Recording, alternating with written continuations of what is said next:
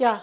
నిన్న జరిగిన తర్వాత ఫేజ్ 1లో జరిగిన దాని గురించి మొత్తము దాని రేట్ ఏంది మొన్నటిదాకా ఏమన్నారు ఫస్టు? 5,000 కోట్లు అన్న దానికి ఇష్టం వచ్చినట్టు మాట్లాడారు. సోషల్ మీడియా మీద బురద జల్లిరు. ఎవరి జర్నలిస్టో ఏం కథో అన్నీ తేలుస్తాం, గీలుస్తాం అన్నారు. ఇప్పుడు మొదటి దశనే 5,000 నుంచి 7,000 కోట్లకు పోయింది. ఇప్పుడు ఏం సమాధానం చెప్తారు?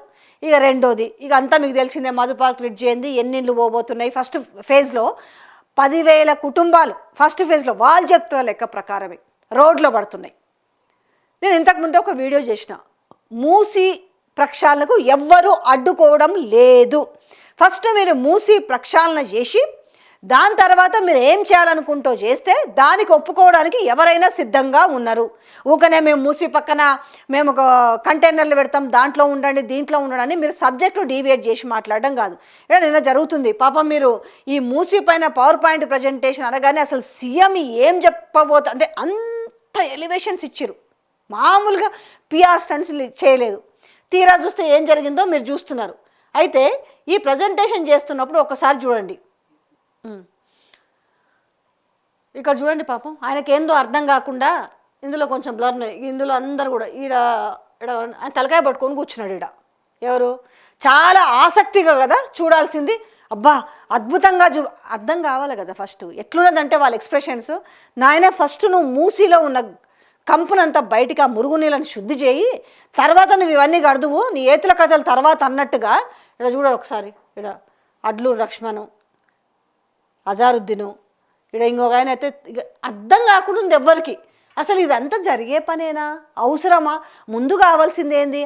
అరే పాపం పేదోళ్ళందరినీ మనం బయటికి వెళ్ళగొట్టి మనం ఈడ కాంక్రీట్ జంగిల్ చేసి మళ్ళీ అవే కట్టడాలు కడుతున్నారు కదా.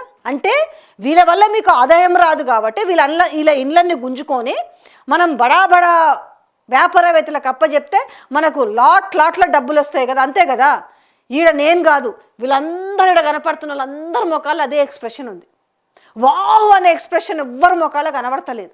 ఆహా, ఏ రకంగా తెలంగాణ ప్రజల కడుపులు కొట్టి తెలంగాణ ప్రజల జాగను లాక్కొని ఏ రకంగా మీరు కోటీశ్వరులు, అంటే కోటీశ్వరులు కూడా కాదమ్మో, ఇంకా చాలా స్థాయిని మించి మీరు అంటారు కదా ఎన్నో ట్రిలియన్ల ఎకానమీ అనేసి.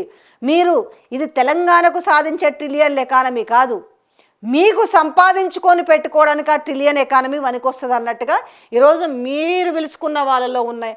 కాస్త ఎక్స్ప్రెషన్స్ చూడండి.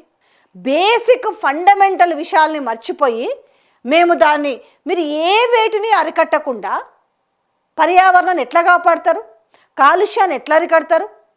అసలు మీ దగ్గర ప్లానింగ్ ఏముంది? ఈరోజు వ్యర్థ జలాల్ని అరికట్టడానికి ప్లానింగ్, వాటిని ఏమన్నా డైవర్ట్ చేస్తారా? ఇవాళ ఆదిత్య వ్యాంటేజు నీళ్ళలోనే ఉంది కదా, ఆ ఆదిత్య వ్యాంటేజు రేపు దాని వ్యర్థ జలాలని ఎక్కడ పోతాయి? అటు కట్టిందే మూసీలో కట్టింది కదా, అవన్నీ మూసీలకే కదా పోతాయి. అట్లాంటివి ఎన్ని ఉన్నాయి హైదరాబాద్లో? ఈ మూసీ నది తీరం వెంబడి ఎన్నెన్ని హై రైజులు బిల్డింగ్స్ ఉన్నాయి. మీరు ఇప్పుడు మీకు మధు పార్క్ బ్రిడ్జిని మేము కూలుస్తాము, ఇది చేస్తామని చెప్తారు కదా, మరి ఎందుకు ఆదిత్య వ్యాంటేజ్ని ఎందుకు కూల్చారు?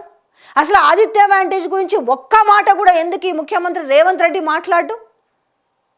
అంటే రాజు దలుచుకుంటే దెబ్బలకు అన్నట్టుగా అయినోళ్ళకు కంచాల్లో కానోళ్ళకు ఏదో అంటారు చూసినావా, ఆ టైప్లో ఉంది కదా మీ వ్యవహారం. ఎందుకు అసలు ఆదిత్య వ్యాంటేజ్ గురించి ఎందుకు మాట్లాడరు?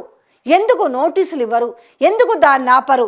ఇప్పుడు అది పక్కా మూసిల్లే ఉంది కదా, మరి మీరు ఇచ్చిన డిజైన్లలో ఏం చూపిస్తారు అక్కడ? ఓహో, అది అద్భుతమైన అందమైన భవనము, మనకు అక్కడి నుంచి కోట్ల పైసలు, వేల కోట్ల పైసలు వస్తాయి కాబట్టి దాన్ని మాఫీ చేద్దామా? ఇవన్నీ పక్కన పెట్టి ఏది అక్కరో అది మాట్లాడుతూ మీదికెళ్ళి ప్రజల్ని మళ్ళీ తప్పుదారి పట్టించాలి. ఎవరైతే నిజాలు చెప్తుంటారో వాళ్ళను కూడా తప్పుదారి పట్టించాలనేది. అసలు ఎక్కడైనా ఒక క్లారిటీ ఉందా? అసలు బుర్ర కొంచెమైనా ఆలోచిస్తుందా? అందుకే వాళ్ళ ఎక్స్ప్రెషన్స్ అన్నీ కూడా అట్లా ఉన్నాయి. ఒక్కసారి మీరే క్లియర్గా చూడండి, మీకు అర్థమవుతుంది.